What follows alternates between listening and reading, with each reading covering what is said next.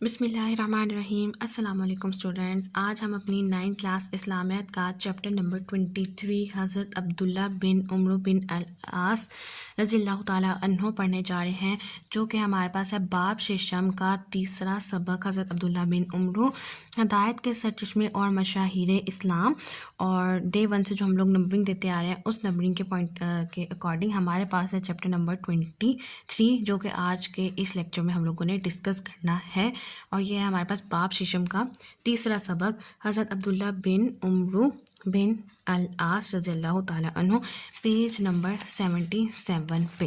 تو چلیں سٹارٹ کرتے ہیں اپنا آج کا لیکچر، اور اسی اپنے طریقے کے مطابق جو ہم لوگ ڈے 1 سے فالو کر رہے ہیں، پہلے چیپٹر کو پورا ریڈ آؤٹ کریں گے، اس میں امپورٹنٹ پوائنٹس دیکھیں گے MCQs اور شارٹ پوائنٹ آف ویو سے، اور پھر لاسٹ پہ ڈسکس کریں گے اپنی ایکسرسائز، جس میں ہمارے پاس ڈے 1 سے 3 چیزیں انکلوڈ ہو رہی تھی، MCQ، شارٹ آنسرز اور لانگ آنسرز۔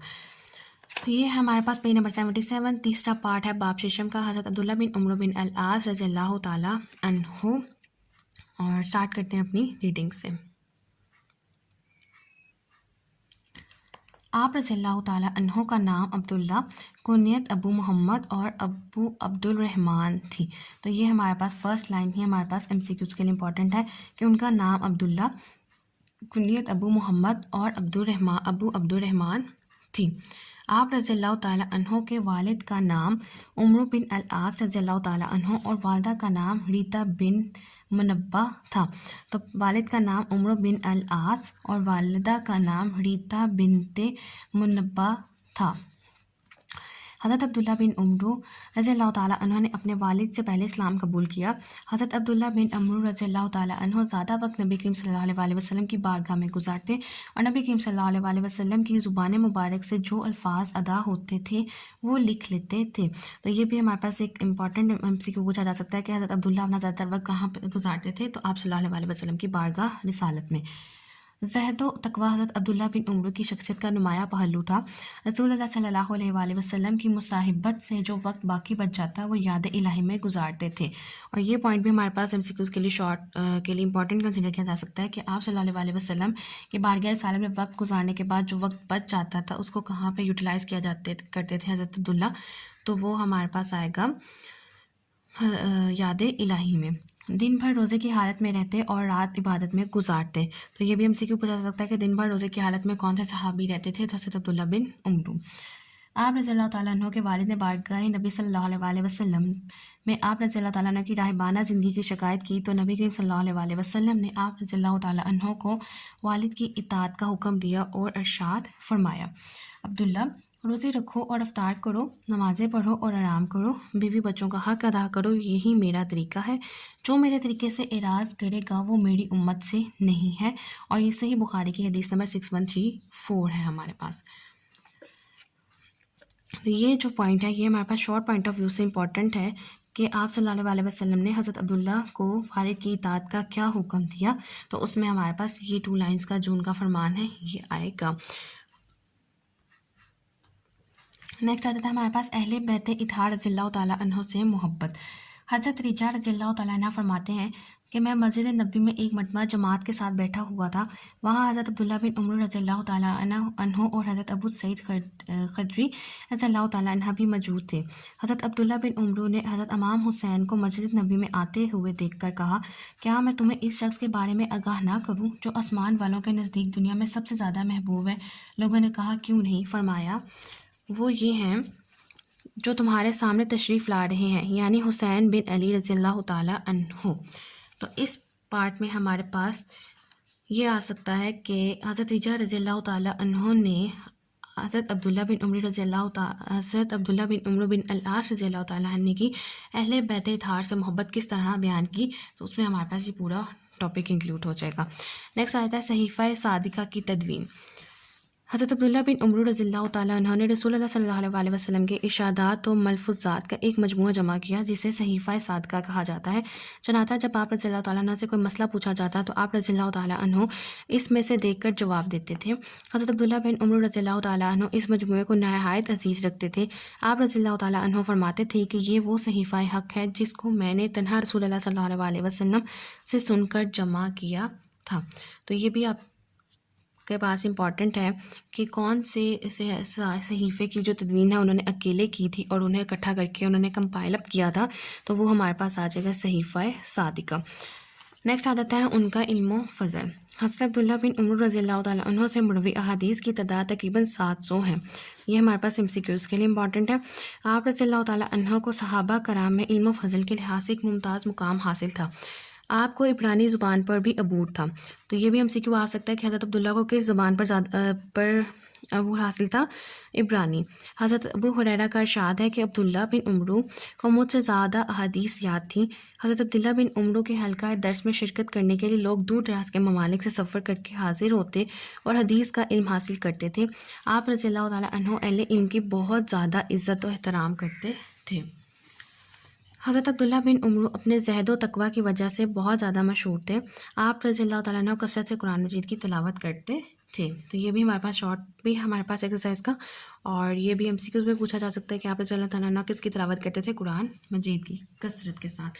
لاسٹ پہ آ جاتے ہیں ان کی وفات کا ذکر۔ حضرت عبداللہ بن عمرو بن العاص نے 65 ہجری میں فسطاط میں وفات پائی۔ تو یہ MCQs اور شارٹ دونوں کے لیے امپورٹنٹ ہے کہ 65 ہجری میں اور کہاں پہ؟ فسطاط میں وفات پائی تھی۔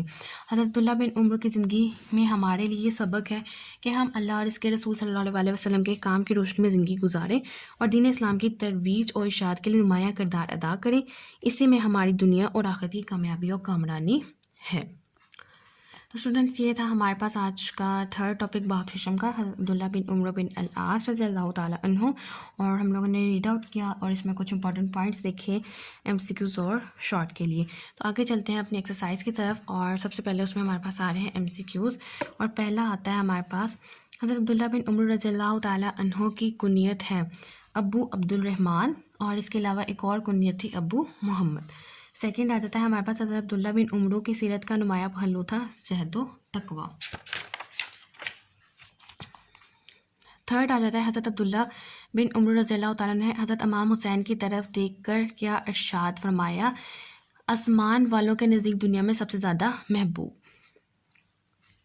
صحیفہ صادقہ مرتب کرنے والی شخصیت وہ کون تھی؟ حضرت عبداللہ بن عمرو رضی اللہ تعالیٰ عنہ۔ حضرت عبداللہ بن عمرو رضی اللہ تعالیٰ عنہ کی زندگی میں ہمارے لیے سب سے اہم سبق ہے، اور اس کا آنسر ہے ہمارے پاس علم و فن سے محبت کا۔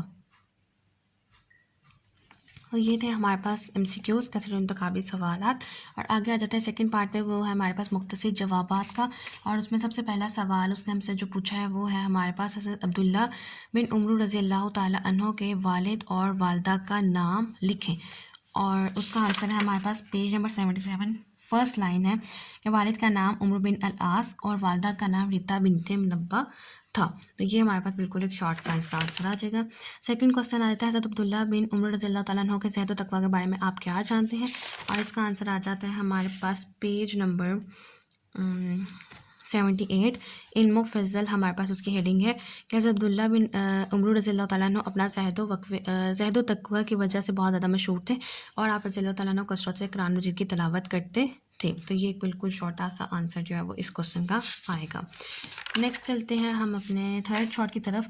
حضرت عبداللہ بن عمر رضی اللہ تعالیٰ عنہ کی اہل بیت سے محبت کا کوئی ایک واقعہ بیان کریں، اور اس کا آنسر ہمارے پاس آ جاتا ہے پیج نمبر 77 اہل بیت طاہر سے محبت، اور حضرت رجا رضی اللہ تعالیٰ عنہ سے اسٹارٹ کریں گے، اور اینڈ ہمارے پاس ہوگا کہ یعنی حسین بن علی رضی اللہ تعالیٰ عنہ۔ تو یہ ہمارے پاس تھرڈ شارٹ کا آنسر آ جائے گا۔ فورتھ میں کہتے ہیں کہ حضرت عبداللہ بن عمر رضی اللہ تعالیٰ عنہ کی علم حدیث کے حوالے سے خدمات واضح کریں، اور اس کا آنسر ہے ہمارے پاس پیج نمبر 78 ہمارے پاس ہیڈنگ دی گئی ہے علم و فضل کی، اور اس میں آپ لکھیں گے حضرت عبداللہ بن عمر سے مروی احادیث کی تعداد 700 ہیں۔ یہاں سے آپ لوگ سٹارٹ کریں گے اور اینڈ تک ہمارے پاس اس کا آنسر جائے گا حدیث کا علم حاصل کرتے تھے آپ رضی اللہ تعالیٰ اہل علم کی بہت زیادہ عزت و احترام کرتے تھے۔ تو یہ پورا پیراگراف ہمارے پاس فورتھ شارٹ کا آنسر آئے گا۔ ففتھ شارٹ میں ہمیں کہتے ہیں کہ حضرت عبداللہ بن عمر رضی اللہ تعالیٰ عنہ نے کب اور کہاں وفات پائی، اور اس کا آنسر ہے ہمارے پاس پیج نمبر 78 وفات کی ہیڈنگ دی گئی ہے فرسٹ لائن کہ 65 ہجری میں فسطاط میں وفات پائی حضرت عبداللہ بن عمر رضی اللہ تعالیٰ عنہ نے۔ تو یہ ہو گیا ہمارے پاس شارٹ آنسرز، اور آگے چلتے ہیں اپنے تفصیلی جوابات کی طرف۔ اچھا، اس میں جو دونوں ہمارے پاس تفصیلی جواب پوچھے گئے ہیں نا، وہ ہم نے لکھے تفصیل کے ساتھ ہیں، لیکن انفارچونیٹلی اس بک میں انہوں نے تفصیل ہمیں پرووائڈ ہی نہیں کی۔ جو وہ ہم سے مانگ رہے ہیں انہوں نے وہ چیز ہمیں پرووائڈ آؤٹ نہیں کی ہوئی.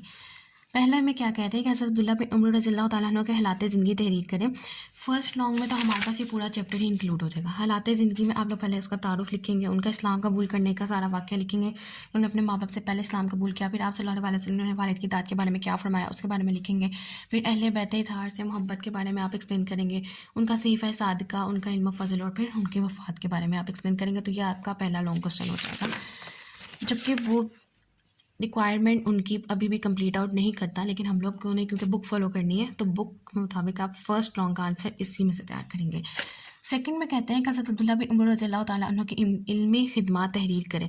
اب آپ دیکھیں کہ علمی خدمات کا ذکر انہوں نے صرف ایک لائن میں کیا ہوا ہے کہ ان کے احادیث کی تعداد 700 تھی, اور انہوں نے ایک صحیفہ صادقہ جو تھا وہ پرووائڈ کیا تھا, جو انہوں نے خود تیار کیا تھا تنہا بغیر کسی کی ہیلپ کے.